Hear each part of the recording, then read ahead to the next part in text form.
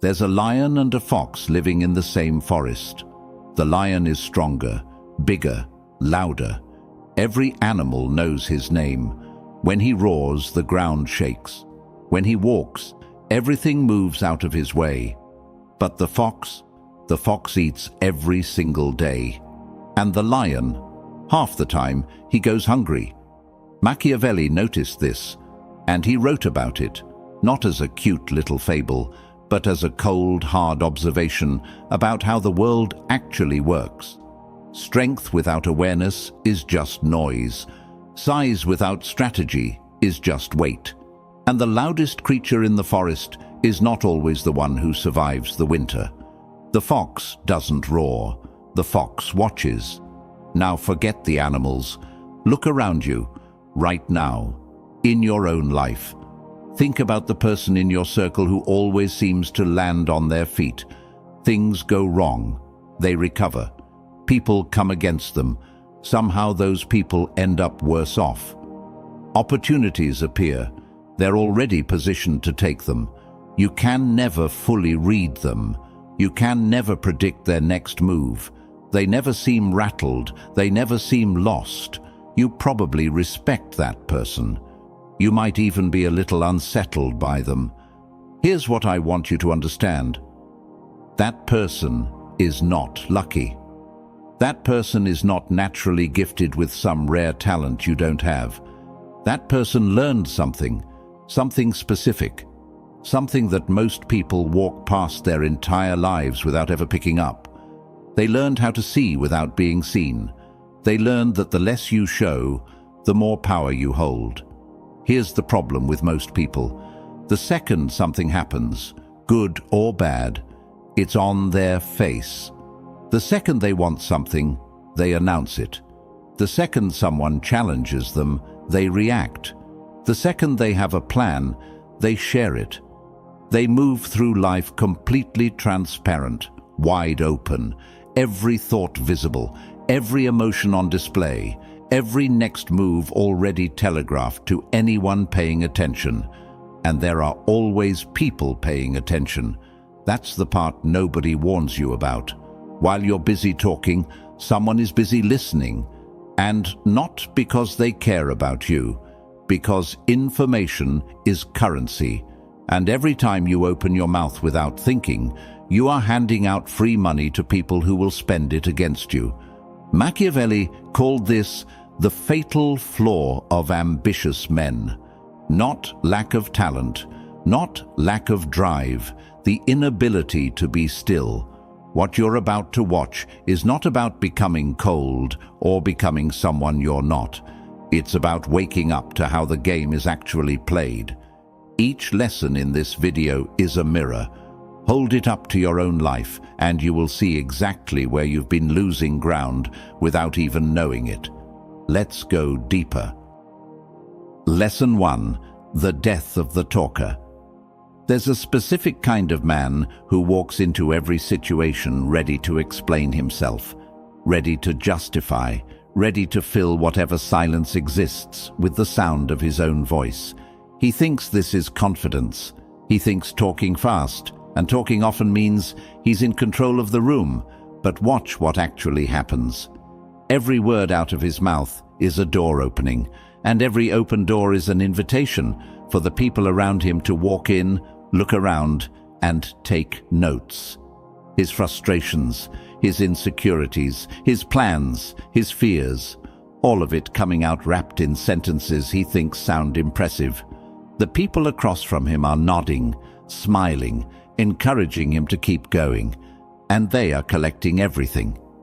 Here's the brutal truth about talking too much. It's not a communication style, it's a leak. A slow, steady leak of everything that gives you an edge. Your next move. Your real feelings about a situation. What you want badly enough to show. What you're afraid of losing.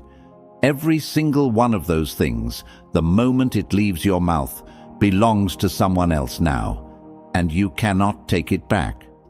The men who have held real influence throughout history, not the loud ones who got famous for a moment, but the ones who actually held power over time, they shared one visible habit. They were selective with words the way a careful man is selective with money. They didn't spend carelessly. They didn't throw words around hoping some of them landed well. They chose. They measured. They spoke when speaking served a purpose and stayed quiet when it didn't. Because they understood something that the talkers never figure out. Silence makes people uncomfortable, and uncomfortable people fill that silence themselves. They start talking to ease the tension, and when they start talking, unprompted, unguarded, trying to bridge a gap you deliberately left open, that's when the real information comes out. The quiet man in a conversation is almost always the one walking away with more than he came in with. Stop explaining yourself to people who didn't ask for an explanation. This one habit alone will change more about how people perceive you than anything else you could do. When you stop explaining, stop defending every decision, stop justifying every choice, stop filling in every blank, you do something unexpected. You force people to fill those blanks themselves.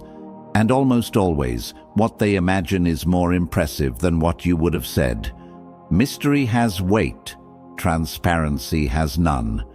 There's also this, and pay attention here, because this part matters.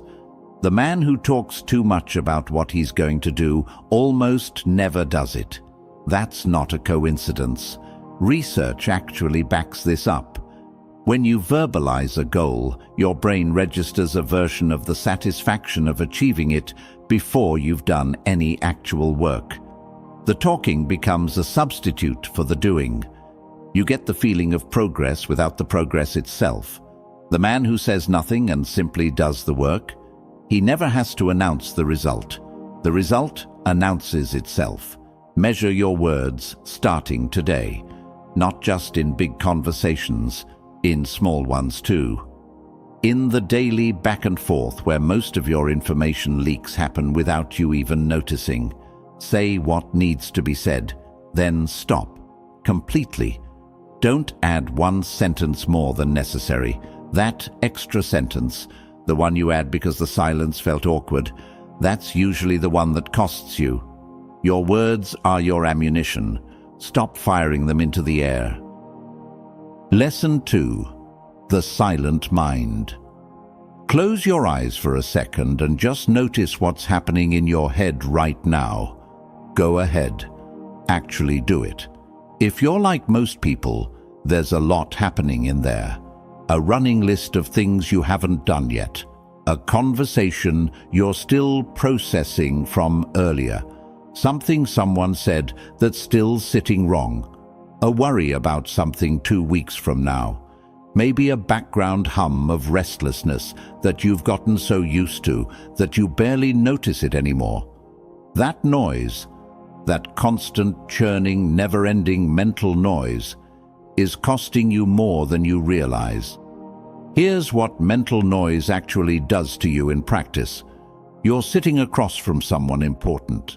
They're talking, but your mind is 3 steps ahead, already preparing your response, already deciding how you feel about what they're saying, already categorizing this person and this conversation before it's even finished.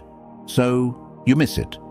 The slight hesitation before their answer, the specific word they chose over a different word, the thing they almost said but pulled back at the last second. All of that, the real content underneath the surface content, gone. Because your mind was somewhere else while your body was sitting there nodding. This is how men who think they're paying attention still walk away from important moments with half the picture. Now here's what changes when the mind goes quiet. Not empty, quiet. There's a difference that most people miss entirely. A quiet mind is fully directed at whatever is in front of it.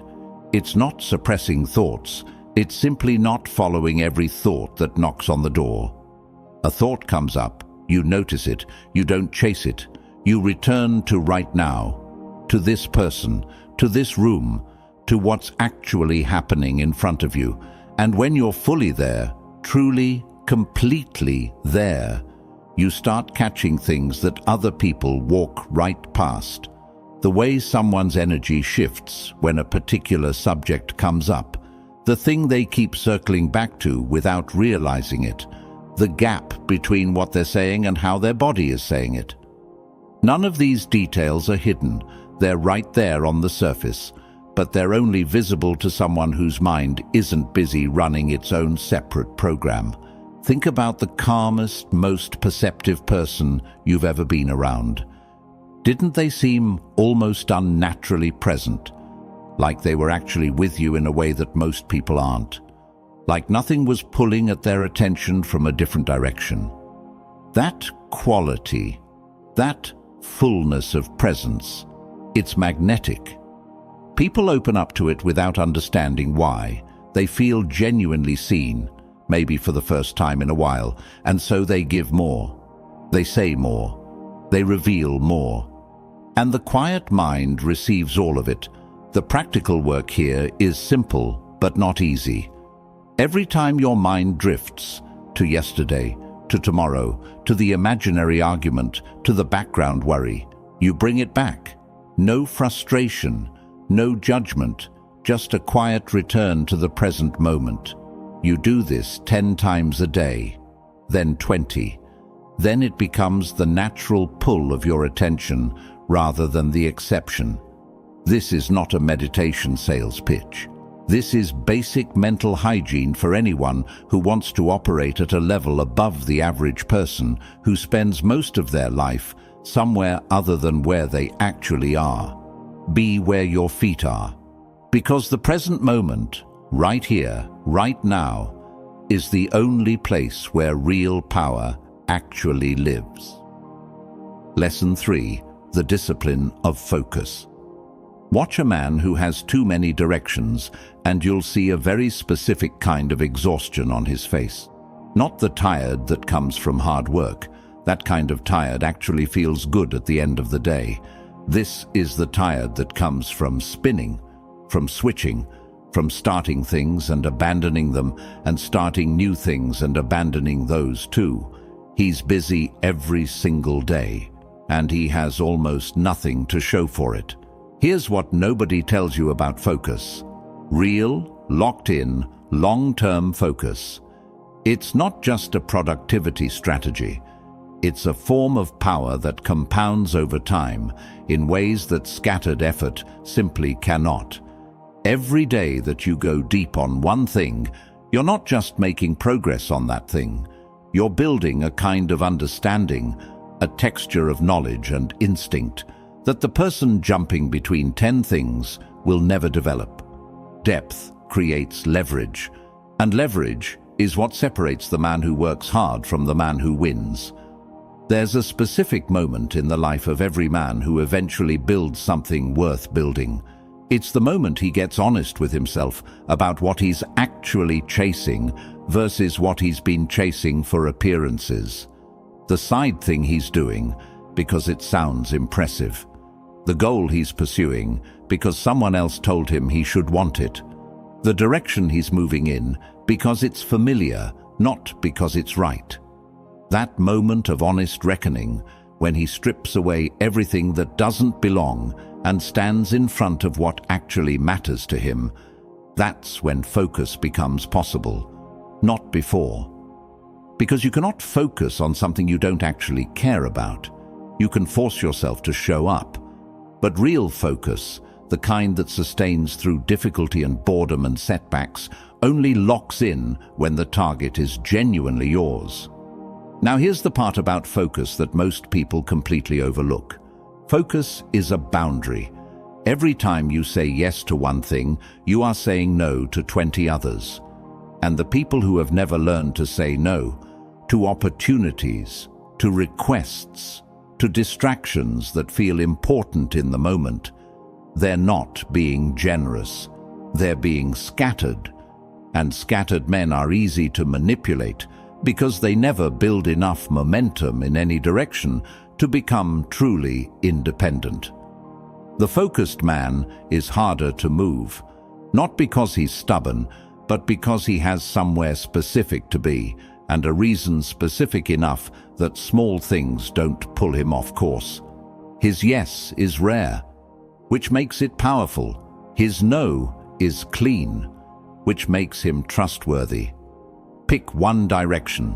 Pour yourself into it completely for longer than feels comfortable, past the point where it stops being exciting, past the point where doubt creeps in, past the early plateau where most people quit and call it a sign.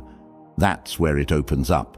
That's where the compound interest of sustained focus starts paying out in ways that genuinely surprise you. Everything worth having is on the other side of the patience that most people run out of. Stay, focus, build. Lesson 4: The Mask of the Strong. Let me ask you something direct. When was the last time showing exactly how you felt in the moment actually helped you? Not venting to someone you deeply trust in private. That's different. That's necessary. I mean, in the open, in a real situation with real stakes, when the fear showed on your face, or the anger came through your voice, or the desperation leaked into the way you were pushing for something. Did it help? Or did it hand the other person exactly what they needed to get the upper hand? Here's the reality that most people resist because it sounds cold. Your emotions in public are information, and information, once given, cannot be taken back. The moment someone sees that a specific thing rattles you, they own that. They will use it again, not necessarily out of cruelty, simply because people press what gives. It's instinctive. And until you understand that your visible emotional reactions are essentially a user manual you're handing out to anyone who's paying attention, you will keep getting pressed in the same spots and wondering why. The mask of the strong is not about pretending to be a robot. It's about choosing your audience. Some things, real things, hard things, the stuff that actually moves you, those deserve to be felt fully and processed honestly, but in private, with people who have earned that level of access. Not in the middle of a high-stakes moment where your reaction determines the outcome. In those moments, your face is a tool, your composure is a weapon. And the ability to stay steady when everything in you wants to react, that stillness, is what separates the man who controls a situation from the man who gets controlled by it. Picture two men receiving the same bad news in front of the same group of people. First man, his face drops. His shoulders follow. He starts explaining, justifying, reacting loudly. Everyone in the room immediately knows where he stands. They know he's shaken. They adjust their own positions accordingly. Second man takes a breath. His expression doesn't collapse. He processes it internally. He asks one calm, clear question. Then he waits. The room reads him as unshakable. And because they read him that way, they treat him that way. And that treatment affects what options become available to him moving forward. Same situation, completely different outcomes. Because of one thing, what each man lets show on his face. Composure compounds. Every time you hold your reaction in a moment that deserved one, every time you stay calm when calm was the harder choice, you're building a reputation inside the room. Not a fake one, a real one, because you actually did it. You actually held it together. And people who've watched you hold it together consistently start to trust you in ways they can't fully articulate. They put you in difficult positions because they believe you can handle them. They back you in uncertain moments because they've seen what you look like under pressure. They follow your lead when things are unclear because your steadiness reads as certainty. The mask of the strong, worn long enough, stops being a mask. It just becomes who you are. Lesson 5. The Law of Distance. You've been too available. Not to everyone, but to people who didn't deserve it. And that availability, that openness, that genuine desire to connect and be good to people, it got used. Maybe slowly, maybe so gradually, you didn't even register it happening until you were already drained. This is not about becoming guarded forever. It's about understanding something simple and true about human nature that most people learn only after they've been hurt by it several times. Access is value, and value depreciates when it's given away freely. Think about anything in your life that you worked hard to get.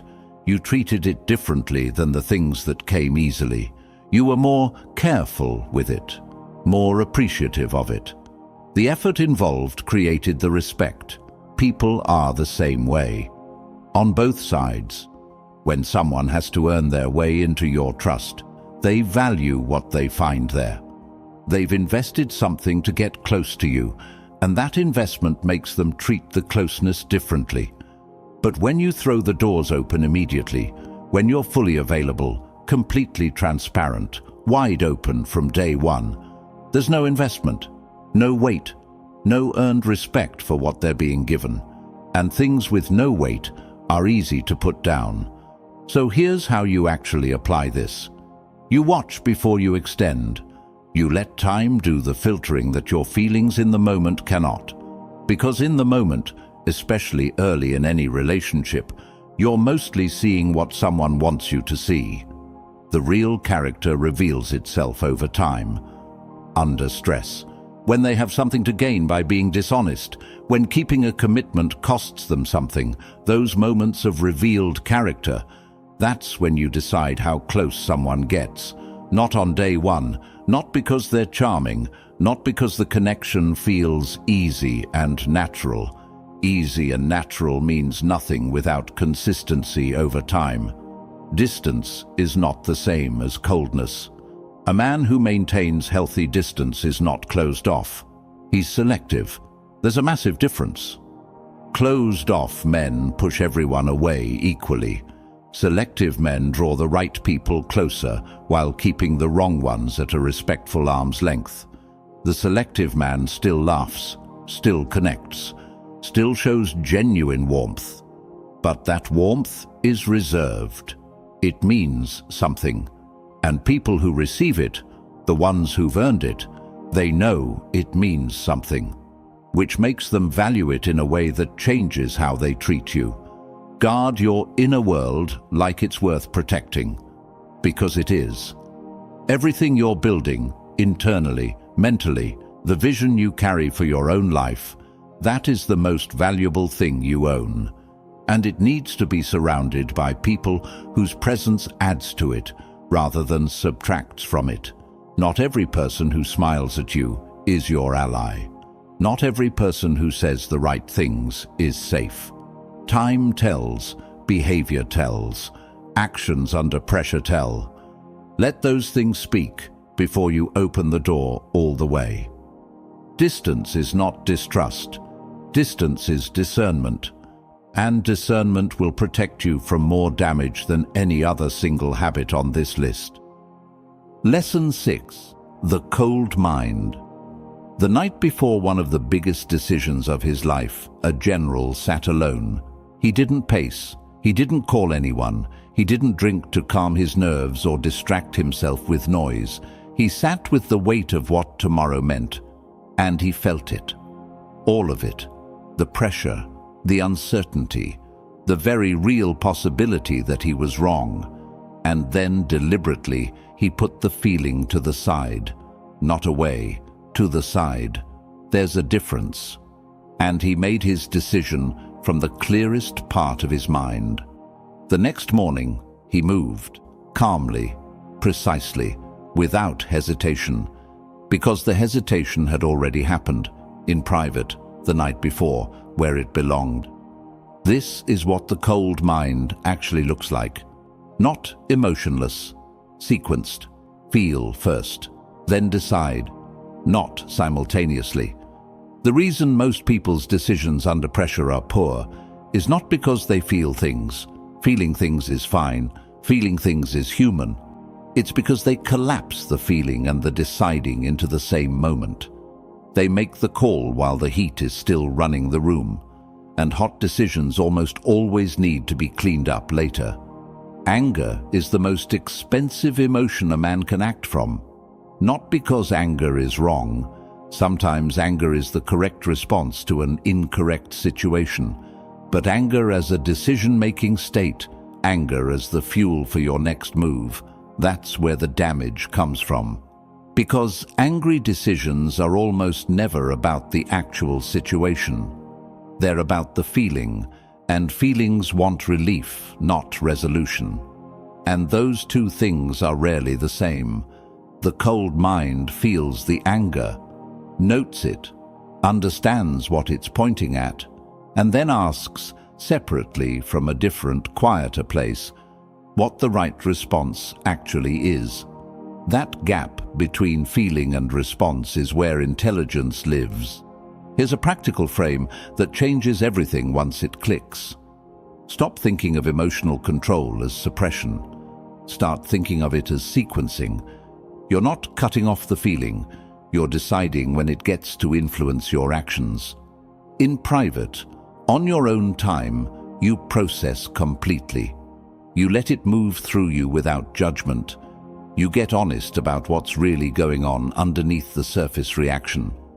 But in the moment, in front of people, in the situations that matter, you lead with your clearest mind, your most deliberate self, the version of you that isn't being run by the immediate temperature of the moment.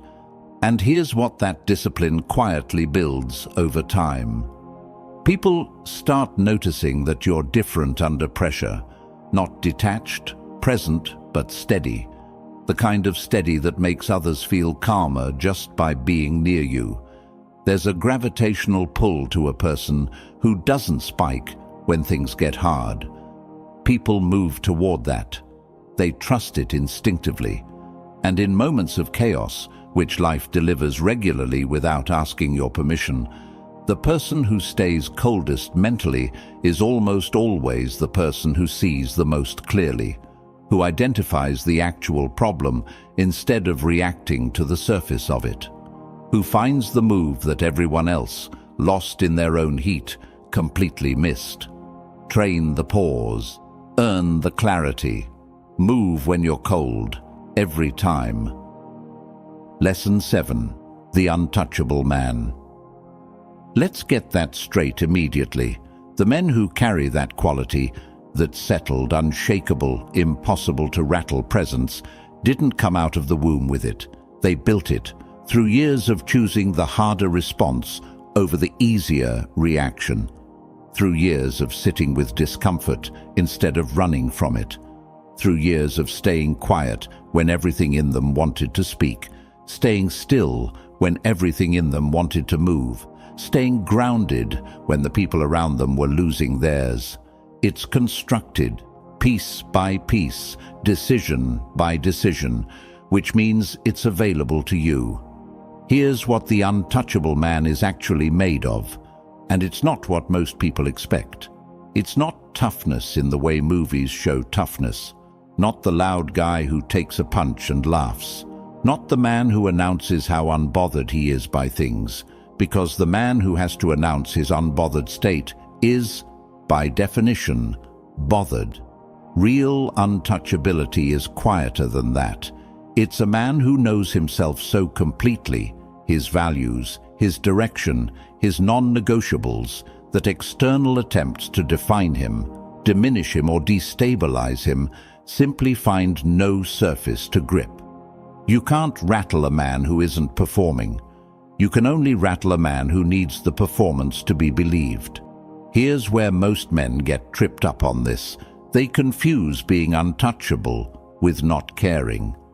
They think the goal is indifference, to stop caring what happens, to stop wanting things, to detach from outcomes entirely. That's not it.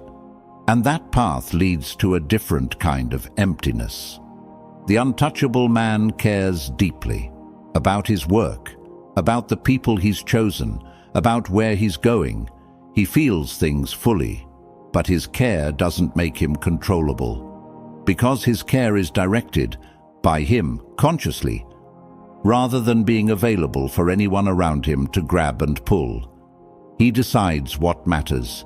He decides how much access it gets to his state. That decision, that ownership of his own internal world, is what makes him impossible to move from the outside. People will test this, understand that clearly and prepare for it.